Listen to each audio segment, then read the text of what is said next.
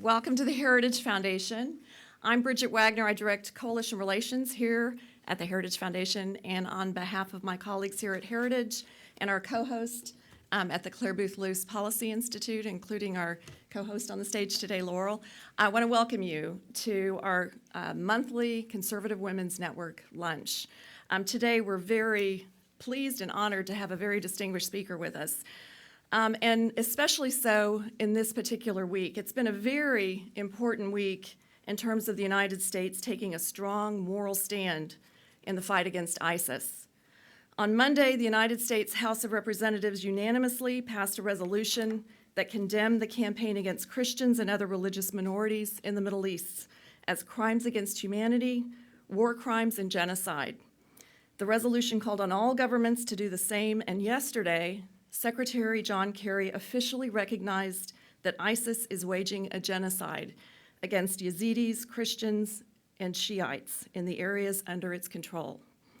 This is only the second time in the United States government history that they have condemned an ongoing genocide, and there was some doubt that the United States government would include Christians in this declaration. The Heritage Foundation's Daily Signal has been covering this issue, and our colleagues have been writing about this for several months. Today, we have a real tireless warrior for this cause. She's been tireless in helping to document the Christian genocide, and she has worked tirelessly to help educate the public, the media, our lawmakers, and government leaders on these atrocities.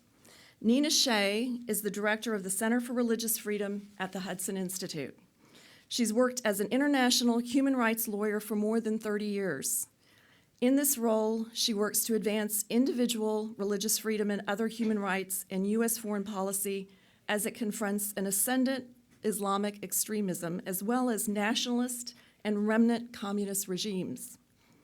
She undertakes scholarship and advocacy in defense of those persecuted for their religious beliefs and identities, and on behalf of diplomatic measures to end religious repression and violence abroad. Nina has served 7 terms as a commissioner on the U.S. Commission on International Religious Freedom. During the Soviet era, her first client before the United Nations was Soviet Nobel Peace Laureate Andrei Sakharov. Since then, she's been appointed as the U.S. delegate to the UN's main human rights body, both by Republican and Democratic administrations. She served as a member of the Clinton administration's Advisory Committee on Religious Freedom Abroad, and in 2009, she was appointed to serve as a member of the U.S. National Commission to UNESCO. Nina's played a leading role in building grassroots support for the adoption of the International Religious Freedom Act, and for 7 years, she helped organize and lead a coalition of churches and religious groups that work to end a religious war against non-Muslims and dissident Muslims in southern Sudan.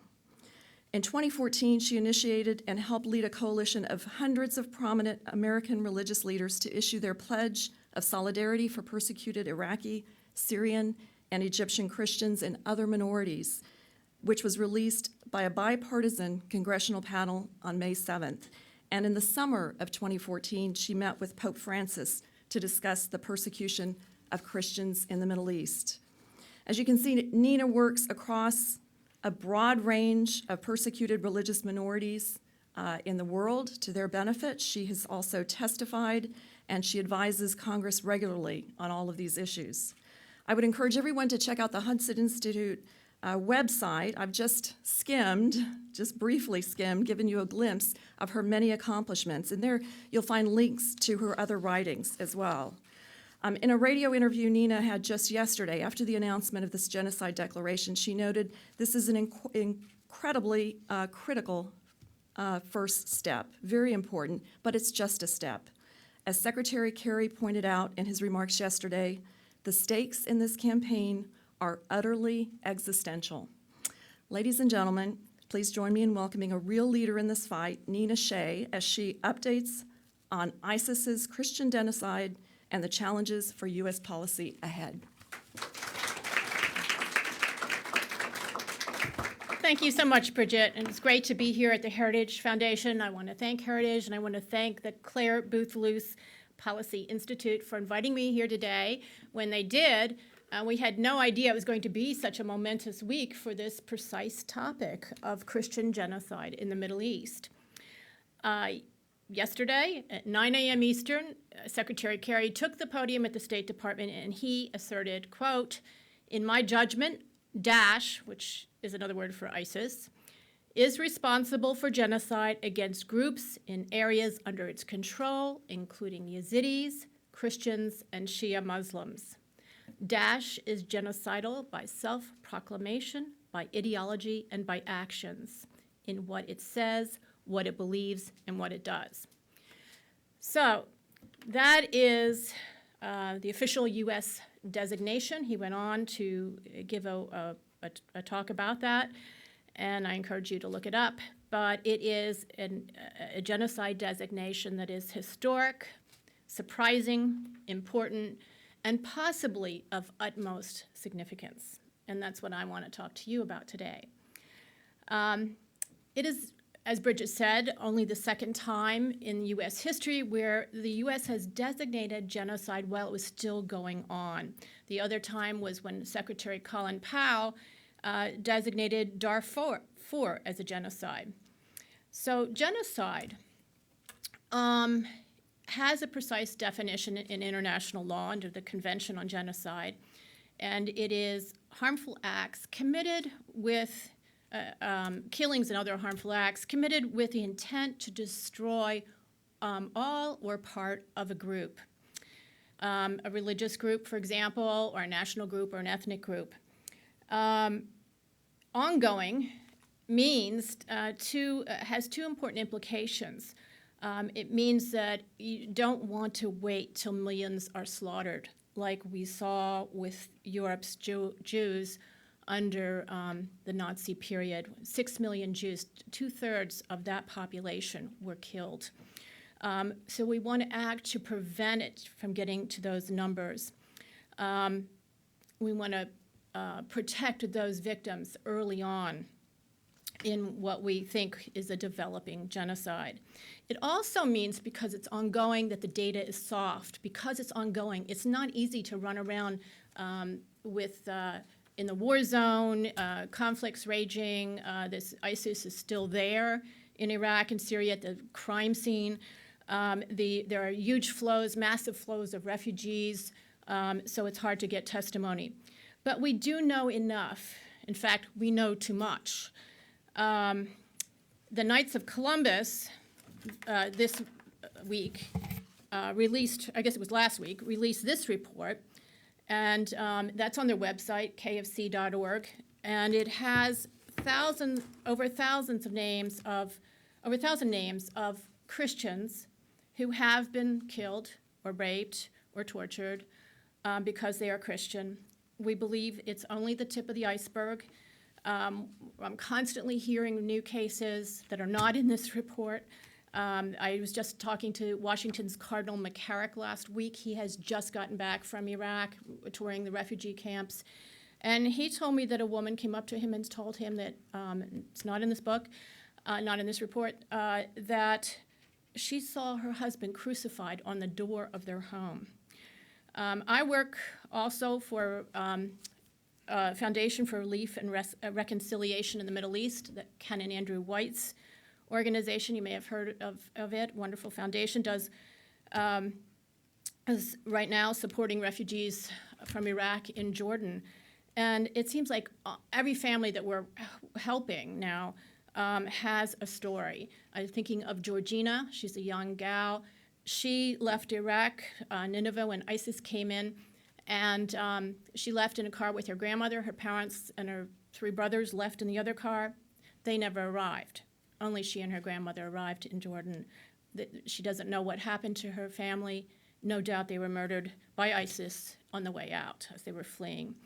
There are mass graves in Sinjar. That's where the Yazidi area is in Nineveh. But there also were 3 Orthodox churches there. Nobody knows what happened to those congregations. There's speculation that some are in those graves. Some were seen being taken by ISIS to Mosul, which meant that they would either be killed or enslaved for sexual abuse. There's mass graves in Saddad, Syria. All these names are not in this report. What I'm trying to emphasize is that we have only the tip of the iceberg because it is an ongoing genocide. We learned last summer that there was a Protestant pastor outside of Aleppo who was crucified for refusing to recant his faith. So was his 12-year-old son after his son's fingertips were cut off by ISIS. They both were crucified.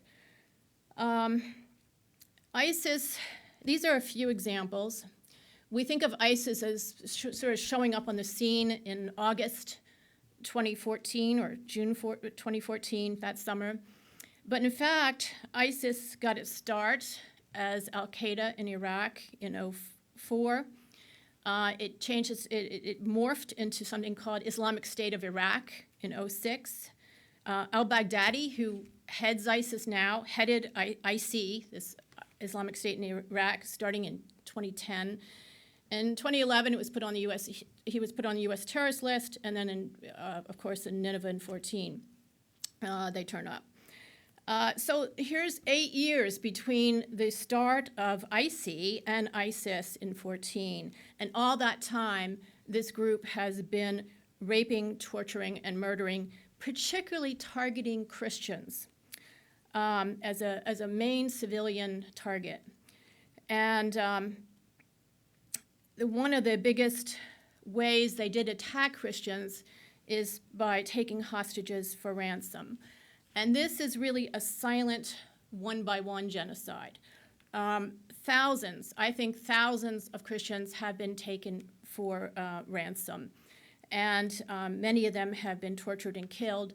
Bishops have been killed while trying to redeem priests. Priests have been killed while trying to redeem their members of their congregation who have been taken hostage. Wives have been killed as they bring the ransom money for their husbands. Hostages have been killed even after the ransom is paid. And this has been going on all this time. One of my close friends from Iraq, his father, Douglas Bazzi, you may have seen him. He's been featured in the Knights of Columbus ads on TV. He was also in town last week. He himself was taken hostage and tortured and beaten, shot in the leg. They came at him with hammers, broke his teeth, broke his nose, broke his back, and finally he was released with ransom. Entire towns have been taken captive in Syria. There are 200 Christians now captive from Qaryatayn, Syria. Their church pays ransom for them to keep them alive. 20 of them escaped recently. There was another group of towns, dozen towns, taken captive for ransom. Last year, the final hostages in that case were released a couple weeks ago, a year later. ISIS executed 3 of them, dressed them in orange jumpsuits, made a video of their execution to wring more money out of the Assyrian church. They were demanding $23 million for the release of those hostages, far beyond the ability of that church. As a result, in ISIS territory, there's no church, no priest or pastor, no intact Christian congregation anywhere in ISIS control. This genocide designation by the U.S. government was welcome, but it was a surprise. Because since October, the United States State Department has been giving indications that it's willing to designate the Yazidis' religion as victims of genocide, but not the Christians. And the Yazidis have certainly suffered tremendously. Thousands of their women are still enslaved. This continued throughout the fall, this reluctance or really unwillingness to also include the Christians. Congressman Jeff Fortenberry, a Republican from Nebraska, who introduced the resolution that passed on Monday that Bridget referred to, unanimously passed on genocide against Christians, Yazidis, and other groups. Jeff, who, by the way, his district houses the largest Yazidi population in the United States, He asked on February 25th, Secretary Kerry, if they were going to include the Christians in the genocide designation, which by that time was mandated by Congress to be made yesterday, March 17th. And Secretary Kerry on February 24th said to the congressman, quote, "They are not killing them, but it's a removal." Now, I can't think of a more cautious, neutral, in fact, misleading term than a removal, but he was referring to the Christians and what the experience was with ISIS. March 16th, one day before this deadline, the State Department held a public announcement, that it was still undecided and they were not going to make the March 17th deadline. So it was pretty apparent that they were resistant to it. And the reason why they explained at some points is that ISIS didn't have an intent to kill or destroy the Christian communities. And that it actually respected Christians and Jews as people of the book, meaning people of the Bible. So this is, of course, Islamic tradition, calling Christians and Jews people of the book.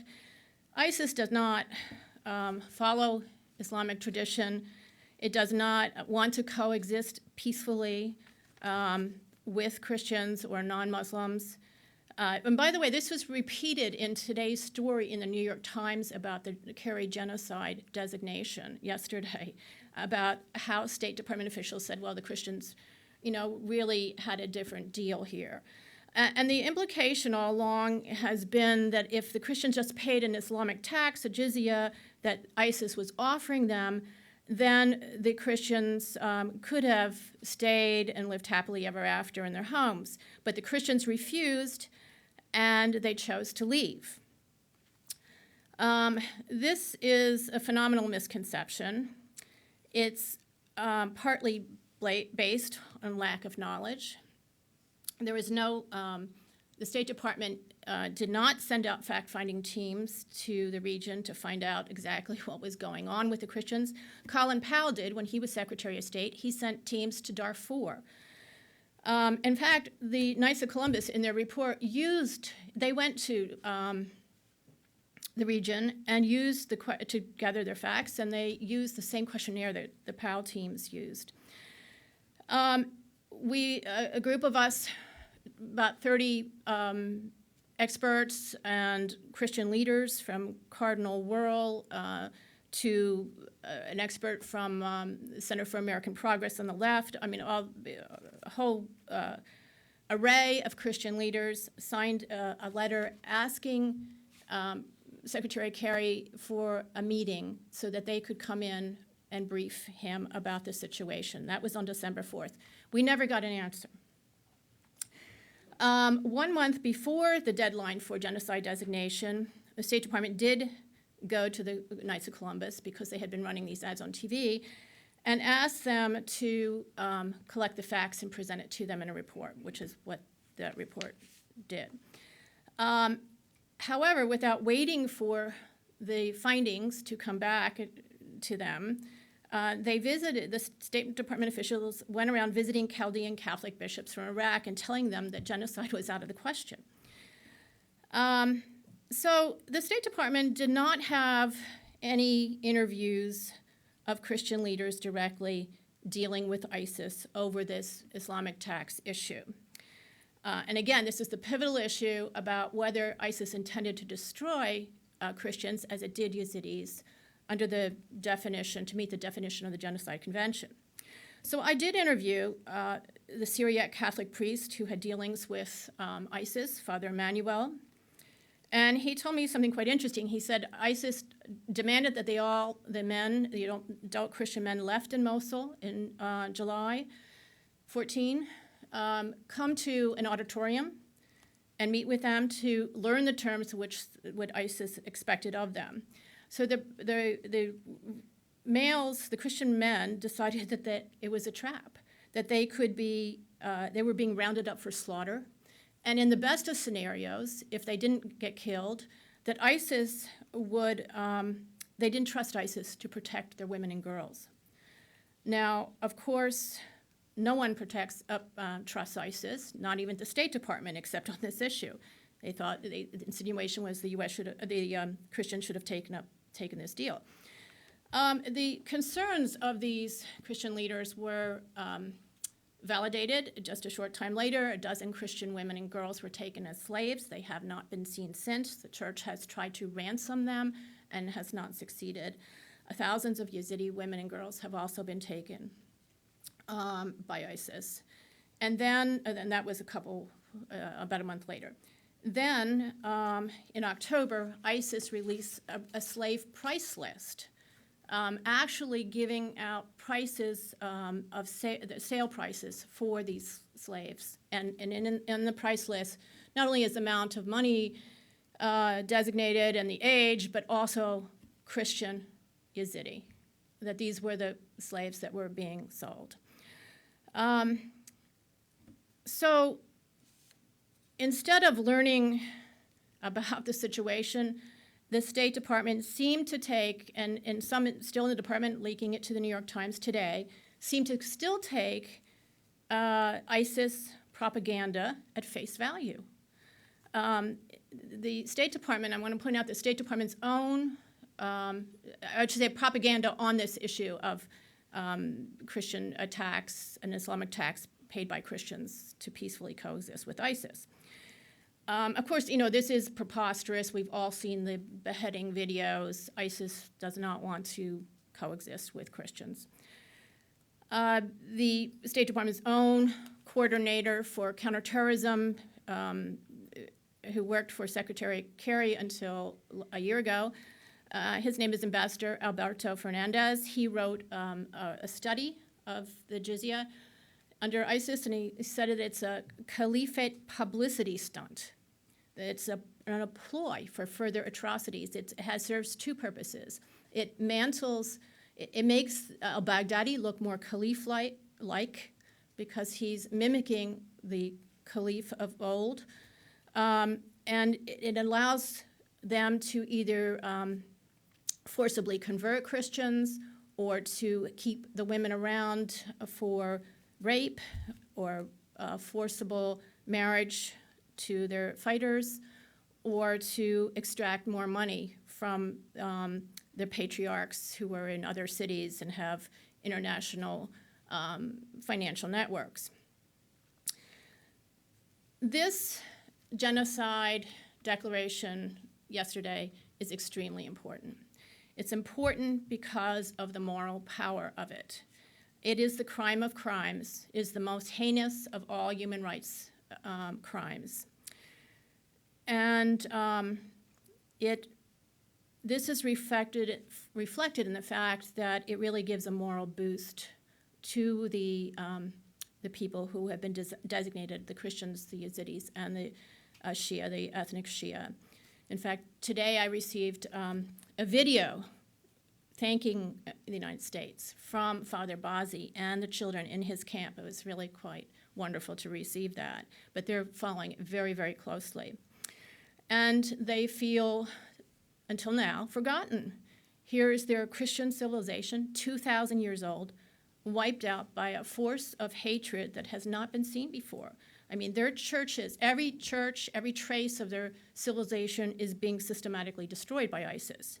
And these are churches and monasteries that have stood through 1,300 years of caliphates of the past. They have withstood the invasions of the Romans, the Mongols, the Arabs, the Turks, the Persians, and so forth. But they cannot withstand this, at least not alone. And this needs to be recognized.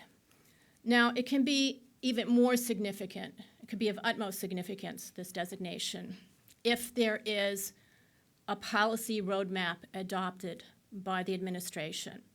And it has to be put in place now.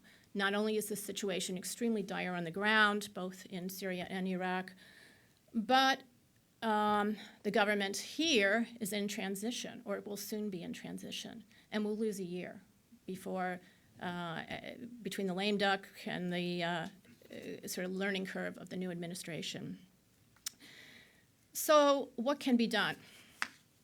What should be these in the policy roadmap?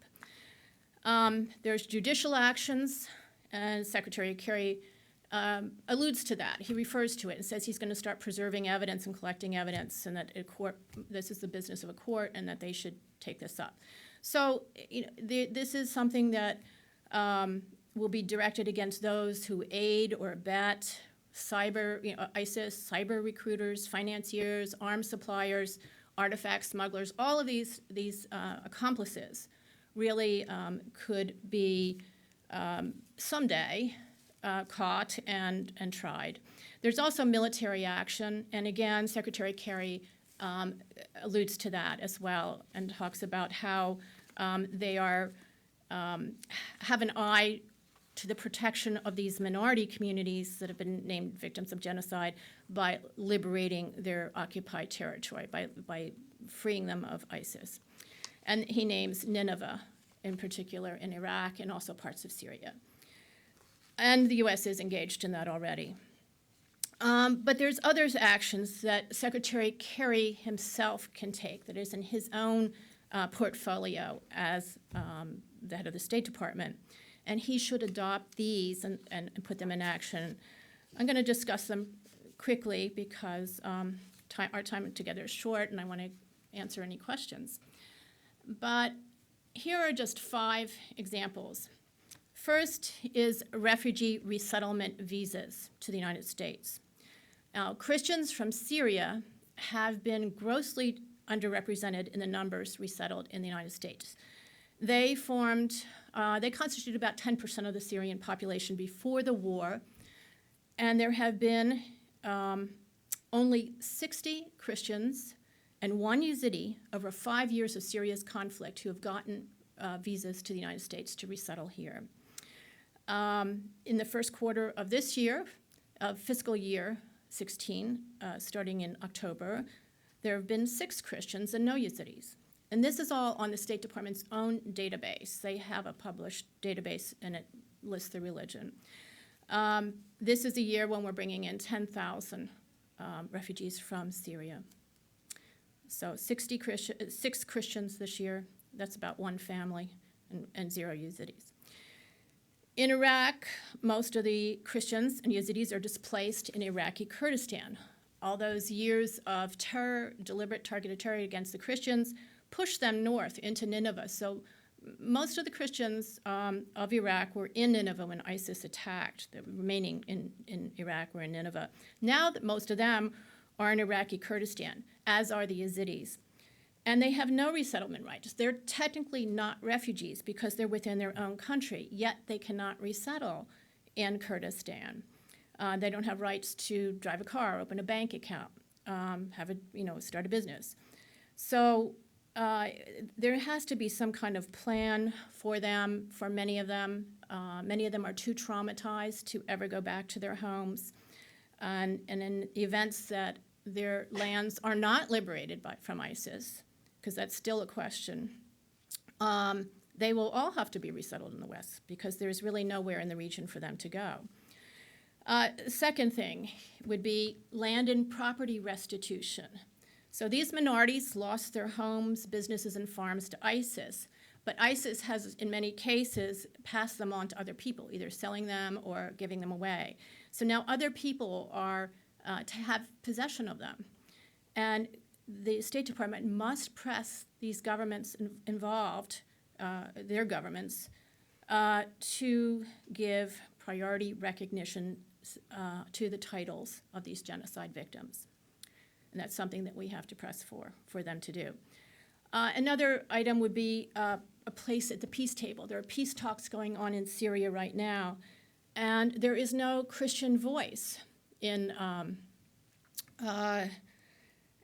those peace talks. They are not at the table. So borders are going to be redrawn, constitutions are going to be drafted, and there's absolutely no place or no voice there, no input, and these minorities will be marginalized or shut out of whatever replaces the old Syria.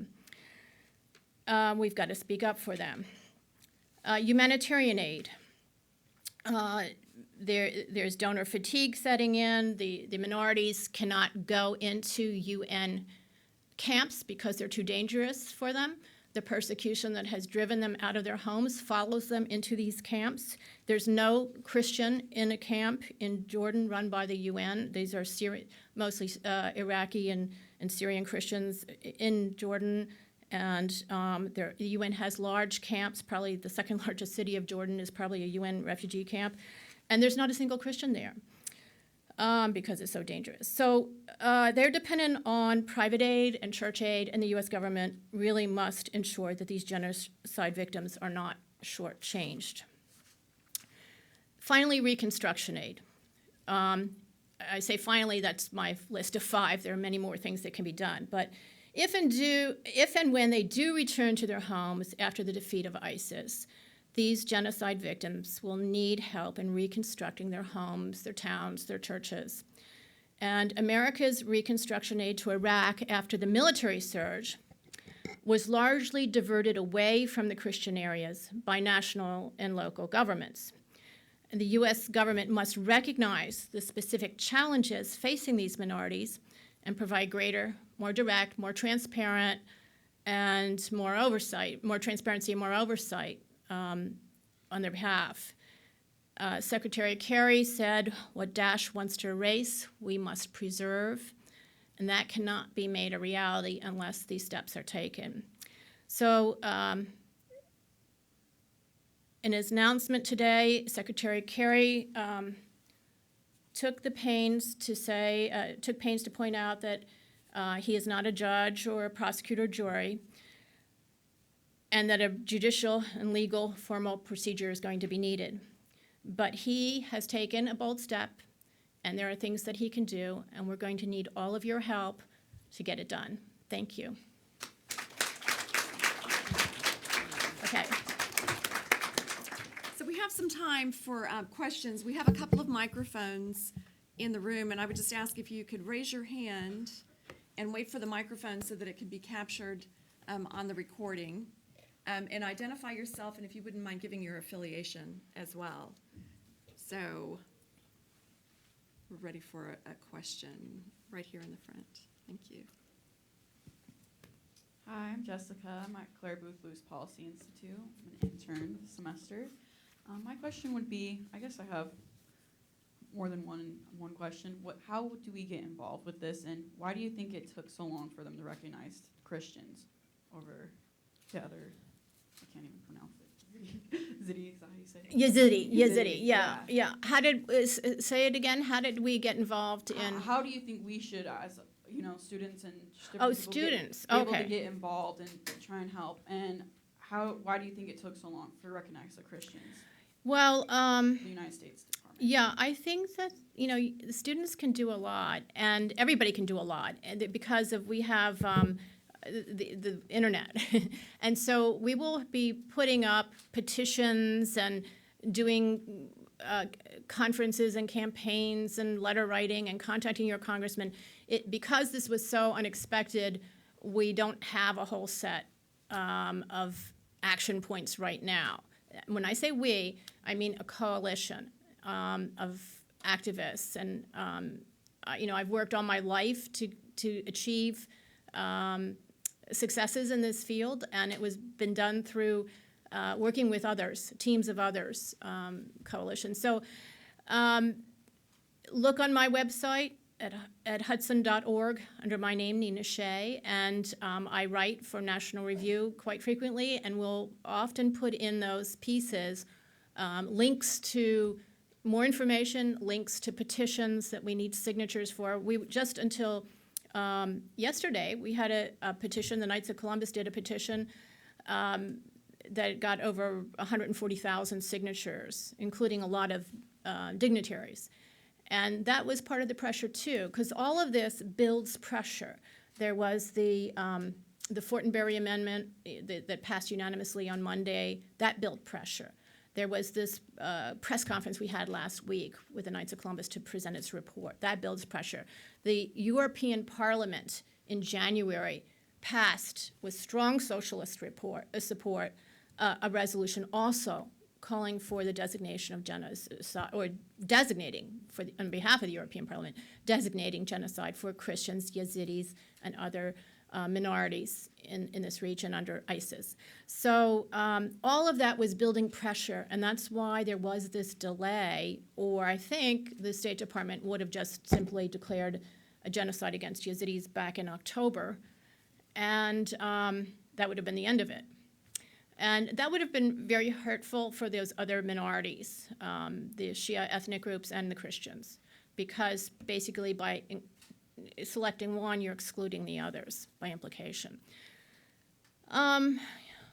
Why are they reluctant to do it? There's layers of reasons given, and one was this ostensible reason that they say, and they told the New York Times today, that it's because they didn't think ISIS, they think ISIS respects Christians as people of the book, is basically their stated reason.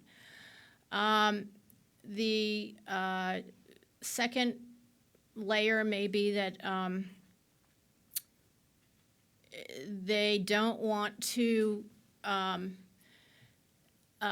feed enemy propaganda that this is a crusader war by sticking up for Christians. Now, that was, interestingly enough, the finding of the Holocaust Museum regarding the Nazi Holocaust, that the reason why President Roosevelt did not single out the Jews for concern, for American concern at the time, was that he did not want to feed anti-Semitic propaganda that the United States was only acting on behalf of the Jews.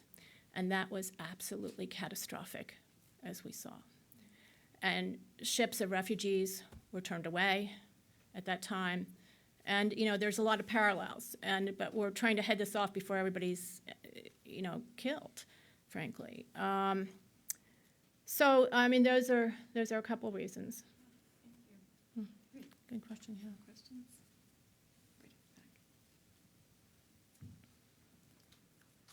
Hi, my name is Brooke. I'm an intern here at the Heritage Foundation. I agree that designating something as genocide really adds a big moral dimension to it. So I'm wondering, what are the consequences if the government actually doesn't act upon this designation? Yeah, that's a great question. That really gets to the core of activism, because I think that in a democracy and in an election year, there will be response. That's the beauty of democracy and elections. There's political pressure from the grassroots, and that's all of us. And if we choose to use our rights in this democracy. And so I think that if there is a good idea, we had the facts on our side. We had the advantage of having the facts on our side. Once you have that, and they're irrefutable, then the government's individual actors, not just some big bureaucracy, but Secretary Kerry or President Obama or Ambassador Samantha Power, who wrote a book on genocide. She wrote literally wrote the book on genocide and U.S. policy. They're not going to want to risk their reputations to go down in history saying that they did nothing.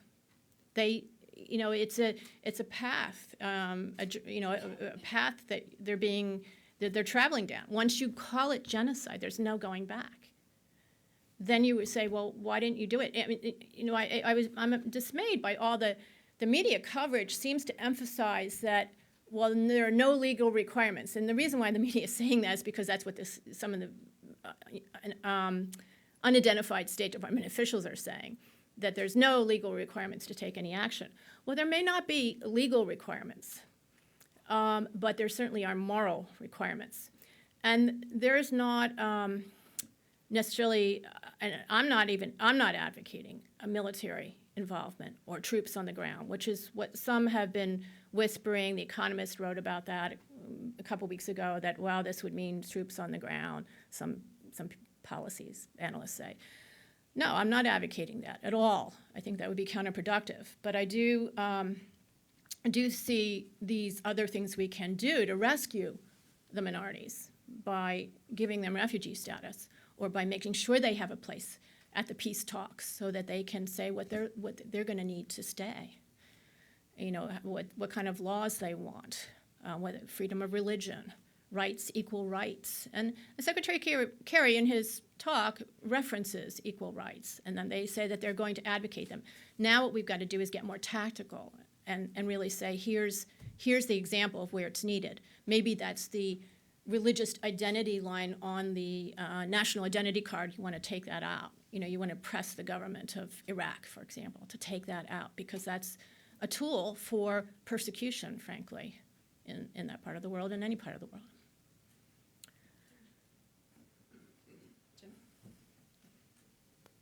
Jim Phillips here at Heritage. Hi, Jim. Hi. To me, one of the most stunning parts of your remarks is how few Syrian refugees, Christian refugees, have been accepted. I mean, even within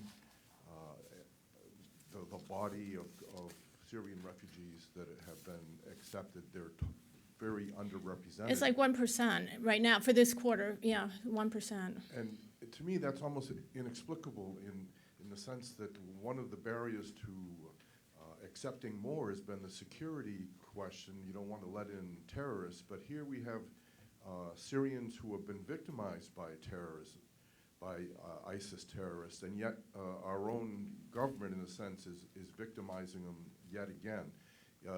Do you think this genocide designation will somehow prod the bureaucracy to take action on this issue, or is there a role for Congress in rewriting some of the laws for refugees that could help some of these Syrian and Iraqi Christians get out?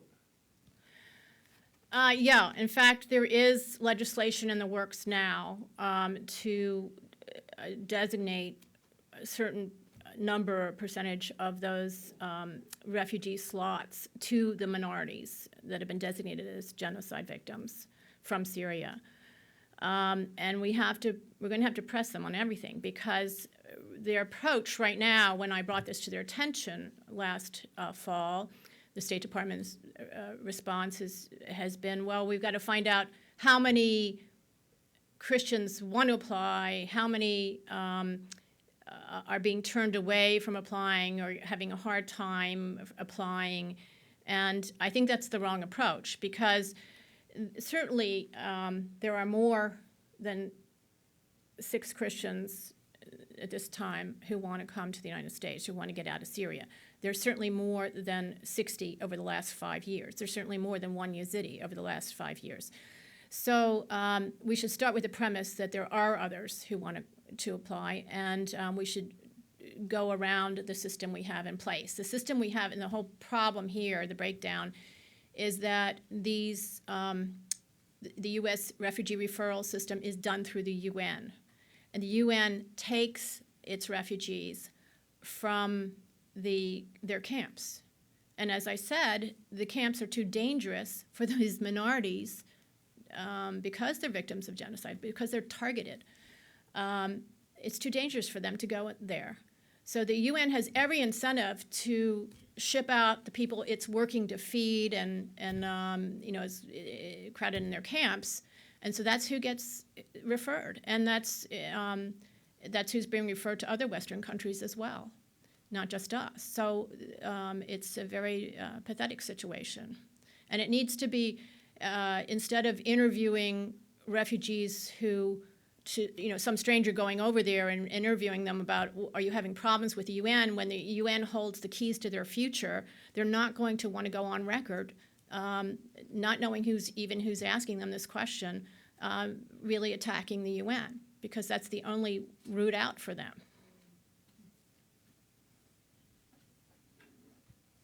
Vicki Dutcher, Heritage.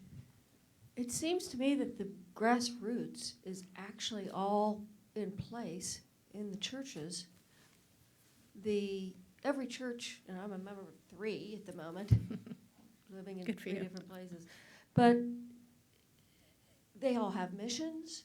They feed people in this country. They do this for that country. They do all these missions. I have not heard one of my churches mention anything about the genocide or trying to get a groundswell of support to help. One, how would they proceed? And why are we not hearing from the Christian churches? That's an excellent question. You put your finger on one of the big problems with this. The grassroots are not active as they should be because there is, the churches are not taking a lead in this to a large extent. I mean, some are, so I don't want to say everyone isn't, but I often, in my own church, don't hear about this either. And we pray for victims of natural disasters and, the Ebola disaster, and never for this. So I don't really understand it. I do. One clue I got that was sort of an eye opener to me was that in that a lot of their church leaders who are active have so many other issues on their plate that they can't make this their priority. Yeah. That's, again, this shows exactly why the genocide designation is so critical, because then it does elevate it to a higher plane, demanding attention and action. So I hope you'll look at the Knights of Columbus report. I hope you'll go on my website and look at my own writings and follow it, and then you'll get ideas about how you can take it to your 3 churches. That'd be great. And everybody here has networks, whether it's church networks or family networks or community networks, and you can do the same thing. And it's just what we're talking about is electronic petitions or letter writing to, emails to your member of Congress. But we're going to make a push for some of these action points, and we've got to do it fast, as I said, because the transition in Washington and the election is going to distract everybody. So we have just a very little window here. I wonder if you can tell us, what are the committees in the Congress that we should be following for action on some of the points that you raised, and which members of Congress would you see taking the lead? Well, actually, I was speaking to the State Department yesterday, right after the speech, and they were saying that we really do have to be concerned about appropriations. That there's the funding to do some of this stuff. Now, not everything requires funding, like getting Christians at the peace table does not require, or pressing the government for property titles, the Iraqi government to respect property titles. That's not going to require funding. But there's going to be some funding required for some of this, and as that evolves, maybe, in a year or months from now, that committee, those committee members are going to be extremely important. But you see even foreign affairs, this Fortenberry bill that called it a genocide on Monday, which was built, really pushed it over the edge, I think, for the administration, because it was totally bipartisan. 393 votes in favor, 0 against. In an election year, that's pretty good. And that was started in the Foreign Affairs Committee, which really doesn't have a whole lot of leverage, but it was. But actually, Congressman Fortenberry is involved in the Appropriations Committee, so they probably knew that. And that's so. It's all interconnected. Really, there are many avenues. Yeah. Are there any other questions? Well, thank you. I just want to emphasize Nina's point about we all have a role. We have a copy of her most recent National Review piece outside that you all can take as a takeaway. But I would encourage you, especially the young people who are here, to search online for the piece and post it to your Facebook.